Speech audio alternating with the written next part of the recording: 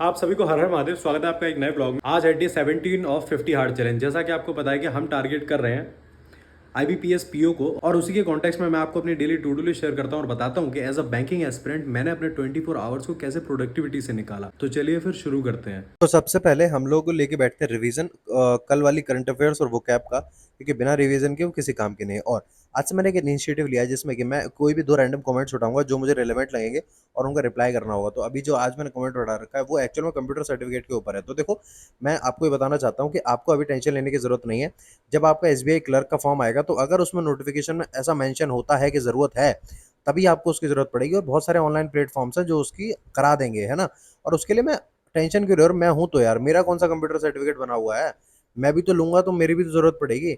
तो आप इस चीज की टेंशन मत लो, आप बस तैयारी करो अपनी, ठीक है। जैसा कि आपने देखा कि अभी हम लोगों ने रिवीजन वाला पार्ट डन किया है, और अब मैं आपको बता देता हूँ कि अब हम लोग लेके बैठेंगे कौशिक मोहंती सर की क्लास, ठीक है ना। और कौशिक मोहंती सर की क्लास में आपको बता दे रहा हूँ कि परसेंटेज चल रहा है। परसेंटेज में आज जो है वो इलेक्शन वाला टॉपिक है। चलो सबसे पहले आज का स्टॉप वॉच रीसेट मार देते हैं। टाइम की बात करी जाए तो 9 बज रहे हैं, और फटाफट से ये कल वाला स्टॉप वॉच है, इसको रीसेट मार के आज वाला स्टार्ट कर देते हैं। और अब हम लोग लेके बैठ रहे हैं सबसे पहले कौशिक मोहंती सर की क्लास, ठीक है। और सर की क्लास में मैं आपको क्लियर कर देता हूँ कि अभी जो है परसेंटेज चल रहा है, और परसेंटेज में वो वाले क्वेश्चन चल रहे हैं जो इलेक्शन बेस्ड रहते हैं कि भाई इतने लिटरेट है, इतने लिटरेट हैं, और इतने वोट्स पड़े, इतने नहीं पड़े। तो वो वाले क्वेश्चन चल रहे हैं, और उनको कंप्लीट करने के बाद फिर हम लोग अभी सक्सेसिव चेंजेस भी पढ़ेंगे, क्योंकि कौशिक मोहंती सर का सिस्टम थोड़ा सा अलग है। वो क्या करते हैं ना, वो भाई सारा डिटेल में घुस जाते हैं कि भाई मतलब एक एक टॉपिक को अलग अलग डिवाइड करके, भाई ढाई ढाई घंटे की क्लास चल रही होती है। तो बढ़िया है कि हाँ भाई, जिसको समझ नहीं आ रहा तो एटलीस्ट वहां से तो समझ आ जाएगा। और अगर वहां से भी समझ ना आ जाए तो भाई फिर समझ जाना, गलती आप में है, टीचर में नहीं है बिल्कुल। ठीक है। और मैं इसकी क्लास ले लेता हूँ, उसके बाद फिर हम लोग नेक्स्ट क्लास लेते हैं बैठ के। अभी अगर समय की बात करी जाए तो 11 बज चुके हैं, और अभी मैंने क्वांट्स की क्लास कंप्लीट करी है, और अब मैं परफेक्शन लेने बैठ रहा हूँ, ठीक है। और परफेक्शन में आज हम लोग करेंगे पैराजम्बल्स, ठीक है। परफेक्शन हम लोग 6.0 पे चल रहे हैं। अब अगर इंग्लिश की बात करिए तो इंग्लिश में सीन ऐसा है कि अभी हम लोग परफेक्शन कंप्लीट कर रहे हैं, और आई थिंक इसकी दो एक क्लास और रह गई होंगी। वैसे तो परफेक्शन 7.0 भी स्टार्ट हो चुका है, बट चलो कोई बात नहीं। देखो, क्लासेस तो चलती रहेंगी। हमारा पॉइंट तो ये है ना कि हमें प्रैक्टिस करनी है, हमें कितना समझ में आ रहा है। तो उसी के बेसिस पे अभी हम लोग पैराजम्बल्स कर रहे हैं आज, और ये आज कंप्लीट हो जाएगा। और इसके बाद फिर हम लोग नेक्स्ट जो टॉपिक है, आई थिंक व्हाट्सएप है, पता नहीं कौन सा लेके बैठेंगे।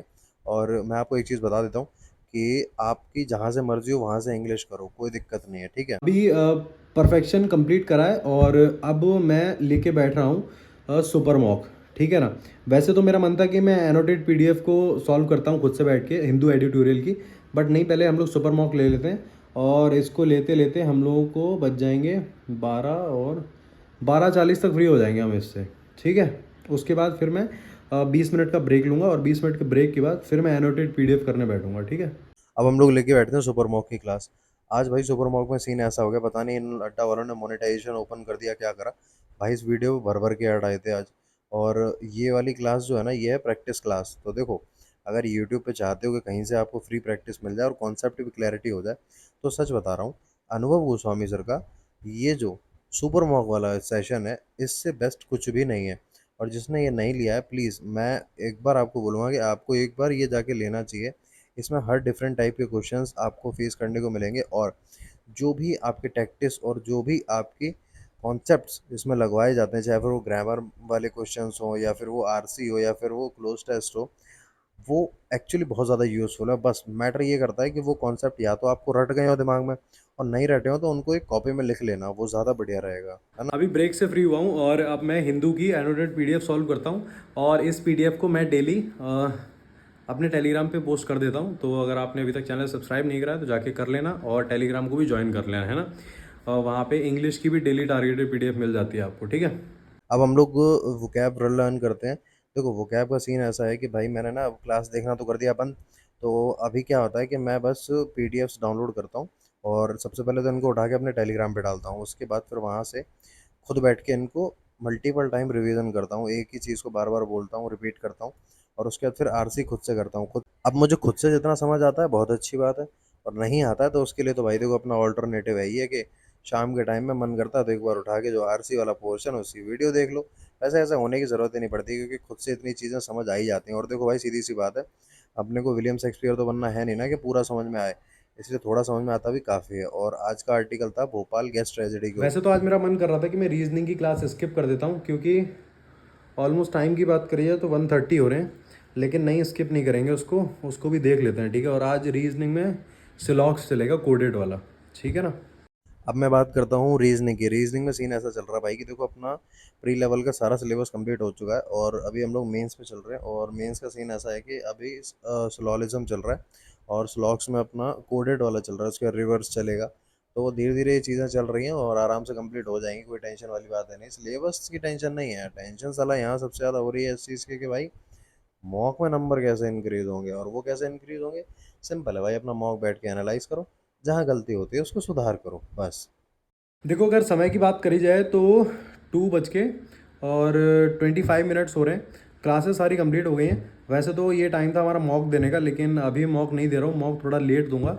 और अभी ना मैं एक काम कर रहा हूँ कि मैं क्वांट्स की डीआई सॉल्व करता हूँ बैठ के, ठीक है। क्वांट्स की बात करी जाए तो क्वांट्स में मैं आपको बताता हूँ, सीन ऐसा है कि अपन गाइडली से पीडीएफ उठाते हैं, वहाँ से टीआई करते हैं और वहीं से स्पीड मैथ्स के भी क्वेश्चंस करते हैं। बट सच में यार स्पीड मैथ्स के क्वेश्चंस डीआई में ऐसे आ जाते हैं कि ऐसा लगता है मुझे कि सच में वो वाले क्वेश्चंस ना मैंने कभी एग्जाम में देखे ही नहीं है। मतलब कि थोड़ा सा अच्छा लेवल रहता है। हाँ, अब प्रैक्टिस है तो प्रैक्टिस में तो आपको पता ही है कि अच्छा लेवल ही रखेंगे, बट फिर भी क्योंकि भाई अब इतना तो है नहीं यार, 2-3 एग्जाम तो भाई जाके दे ही दिए, तो इतना तो समझ आई है कि नहीं यार इतने हैवी क्वेश्चंस तो नहीं आते हैं। बट ये अच्छी चीज़ है, प्रैक्टिस करना बहुत ज़रूरी है। और सुनो, हाँ एक चीज़ और है, जिसको ये कन्फ्यूजन रहता है ना कि भैया मैं गाइडली लगाऊँ, चेकलिस्ट लगाऊँ, क्या क्या लगाऊँ, तो मैं उसे समझा देता हूँ कि देखो भाई कुछ नहीं लगाना होता, अपना टारगेट बनाना होता है कि इतने क्वेश्चंस मुझे करने हैं। फिर वो क्वेश्चंस आपको कहीं से भी करने पड़े, वो आपको करने हैं, मतलब करने हैं। फिर चाहे उसके लिए आप गाइडली इस्तेमाल करो, चेकलिस्ट इस्तेमाल करो, जो मन में आता है वो इस्तेमाल करो, समझ रहे हो। और एक बार टाइम देख लो, टाइम हो रहा है 5:46। देखो, अभी मैं आपको बताता हूँ अभी सीन क्या हुआ। कि अभी मेरे पास मम्मी का वीडियो कॉल आया था।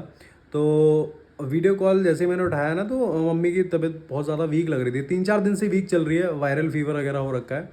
बट आज वो ना मेरे से बात करते करते आज वो एकदम से रोने लगी। तो मैंने पूछा, मैंने कहा क्या हो गया मम्मी, परेशान क्यों हो रहे हो आप।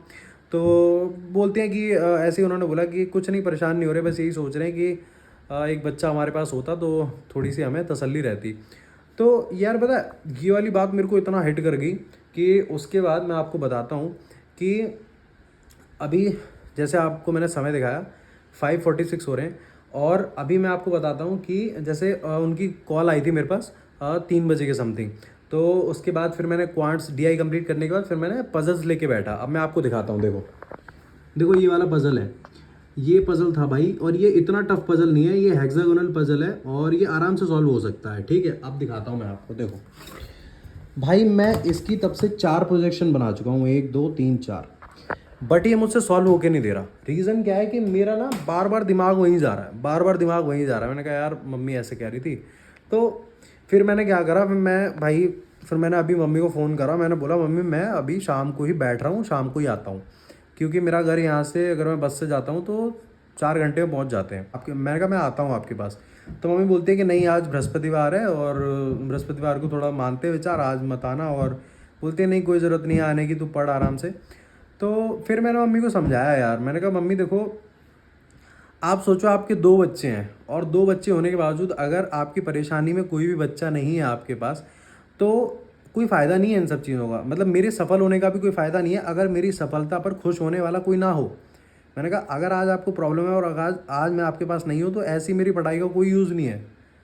मैं आपको सच बता रहा हूँ, देखो हर किसी का माइंडसेट अलग होता है, बट मैं आपको सच बता रहा हूँ, मेरा माइंडसेट ऐसा है कि अगर मान लो जैसे मैं एक जॉब कर रहा हूँ और मुझे मिलते हैं केवल 50,000 रुपये, ठीक है, लेकिन मैं अपने माँ बाप के पास हूँ। और यहीं पे मेरा भाई अगर वो जॉब कर रहा है, उसे मिल रहे हैं 1 लाख रुपये, लेकिन वो माँ बाप से दूर है। तो सही मायने में खुश नसीब मैं हूँ और सुखी मैं हूँ, और मैं हमेशा अपने आप को सुखी मानूंगा। मैं वो 50,000 रुपये में सेटिस्फाइड हूँ, क्योंकि मैं अपने पेरेंट्स के पास हूँ। और मैं भाई, मेरा तो माइंडसेट बिल्कुल इसी तरीके का है। और इसीलिए फिर एट द एंड मैंने ये सोचा, मैंने कहा भाई कोई बात नहीं है, अपना वहाँ से प्रिपरेशन करते हैं। वैसे ही मेरा ऊपर रूम है, उसमें बैठ के पढ़ लूँगा। बट यार क्या फ़ायदा यार, बताओ 2 बच्चे हैं उनके, और दोनों बच्चों में से अगर एक भी उनके पास ही नहीं है तो फिर तो मैंने यही सोचा है यार। और बाकी बस मुझे आज एक ही बात बोलनी थी आपको कि यार देखो, हमेशा याद रखना कि आपके पेरेंट्स से आपका अस्तित्व है। जैसे मैं हूँ, अब मैं, मेरा नाम मदन, आप लोग मुझे जानते हो, इस समाज में मुझे लोग जानते हैं मेरे पेरेंट्स की वजह से। मेरे पेरेंट्स के बिना मेरा कोई अस्तित्व नहीं है, ना मेरी कोई अपनी पहचान है। तो अगर जिस चीज़ से मेरे पेरेंट्स को तकलीफ़ हो रही है, वो चीज़ मैं अगर कर रहा हूँ तो मेरे ऊपर कलंक है। तो बस आज की पढ़ाई भी सच बताऊँ बहुत ज़्यादा डिस्टर्ब हो गई, और प्रैक्टिस वगैरह भाई मुझे नहीं लगता कि कुछ इतना हो पाएगा। तो मैं यार इस व्लॉग को एंड कर रहा हूँ यहीं पे, है ना, क्योंकि मैं एक्चुअली मेरा खुद का यार माइंड बहुत ज़्यादा अपसेट हो रखा है। और अगर आज की टू डू लिस्ट की बात करी जाए तो मैं बता देता हूँ आपको कि सुबह हमने रिवीजन कर लिया था, उसके बाद फिर हम लोगों ने कौशिक सर की क्लास ले ली थी, निमिषा मैम की क्लास ले ली थी, और सुबह मॉक कर लिया था, क्वांट्स में क्वेश्चंस की प्रैक्टिस कर ली थी। रीजनिंग नहीं कर पाया, आते आते मेरा सारा। और टाइम की बात करी जाए तो आज 7 घंटे का टाइम निकला है पूरा। और मैं इस व्लॉग को यहीं पे एंड कर रहा हूँ, और कल मैं सुबह ट्रैवल करूँगा तो दोपहर तक पहुँच जाऊँगा, और उसके बाद देखता हूँ कल अगर पढ़ूँगा तो फिर व्लॉग आएगा, वरना तो पेरेंट्स सबसे ज़रूरी हैं भाई। तो बहुत ज़्यादा डिस्टर्ब हो गया मैं। बाकी चलो कोई नहीं, तुम लोग यहाँ तक आ गए हो तो चैनल को सब्सक्राइब कर देना, वीडियो को लाइक कर देना, और टेलीग्राम चैनल को ज्वाइन कर लेना। और तब तक के लिए पढ़ते रहो, मुस्कुराते रहो। हर हर महादेव।